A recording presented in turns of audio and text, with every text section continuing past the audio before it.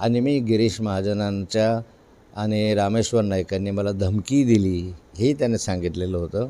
आणि त्यामधून त्याने बटन दाबलं तर सारं हिंदुस्थान हादरेल असं वारंवार सांगितलं.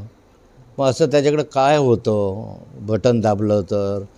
गिरीश भाऊ, तुम्ही दुसऱ्या बाजूकडे लक्ष वळवण्याचा प्रयत्न करता आहात.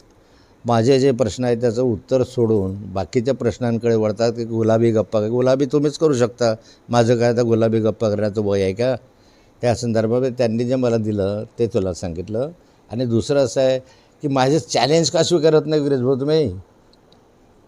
माझं चॅलेंज वारंवार मी करतो की माझ्या मुलाच्या संदर्भामध्ये एवढा गंभीर आरोप केल्यानंतर तुमचे पद असेल, किंमत असेल, ताकद असेल, सरकारमध्ये खरं असेल, नाही तर मी समजेल की तुमची सरकारमध्ये काही किंमत नाही, नुसता बडबड करतो.